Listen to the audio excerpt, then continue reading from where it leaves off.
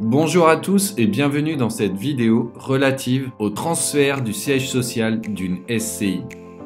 Vous pouvez accéder à la formation sur la rédaction des actes nécessaires à cette opération en cliquant sur le lien dans la description de la vidéo. Vous aurez accès à de nombreuses autres formations relatives à la vie sociale d'une société.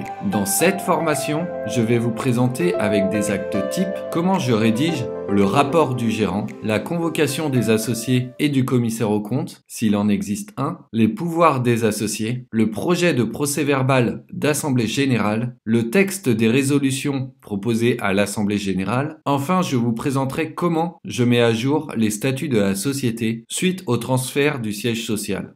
Je vous communiquerai les actes sur lesquels je travaille pour réaliser mes dossiers auprès de mes clients. Dans cette formation, vous disposerez d'une vidéo par acte, expliquant comment je les prépare. Pour procéder au transfert du siège social, il faut réunir les associés en assemblée générale. Dans ce cadre, on décide le transfert du siège social ainsi que la mise à jour des statuts de la société. Les modalités et conditions de transfert du siège social sont précisées au sein des statuts de la société. Concernant le lieu du nouveau siège social, il faut faire attention si la société souhaite le domicilier chez l'un de ses associés. Il est interdit de domicilier le siège social d'une société chez l'un de ses associés si ce dernier n'occupe pas de mandat social. Pour plus d'informations à ce sujet, je vous laisse regarder la vidéo YouTube « Comment domicilier sa société ». Pour réunir une assemblée générale extraordinaire, nous devons nous référer au statut de la société. Elle est appelée extraordinaire car on procède à la modification des statuts. C'est dans les statuts que l'on retrouve les conditions de convocation et le quorum nécessaire à la prise de décision modificative. Par principe, une assemblée générale extraordinaire doit réunir sur première convocation les associés représentant au moins un quart des titres composant le capital social. Si le président de l'assemblée constate que les associés présents ou représentés ne représentent pas cette quotité du capital, il est nécessaire de reconvoquer les associés à une assemblée générale qui ne peut pas être tenue plus de 2 mois après la première assemblée.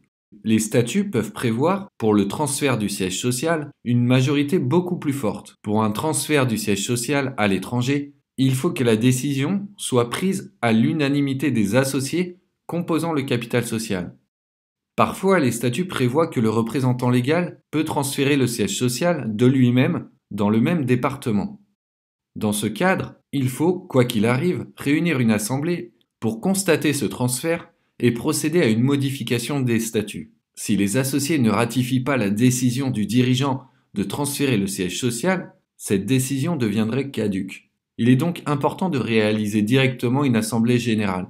Cette formation permet de comprendre comment procéder au transfert du siège social par délibération des associés en assemblée générale. La décision de transfert doit être suivie d'une réalisation effective. Dans le cas contraire, cette décision serait inopérante et le transfert réputé fictif. Vous retrouverez la suite de cette vidéo sur la plateforme faites-le-droit.com dans la formation relative au transfert du siège social.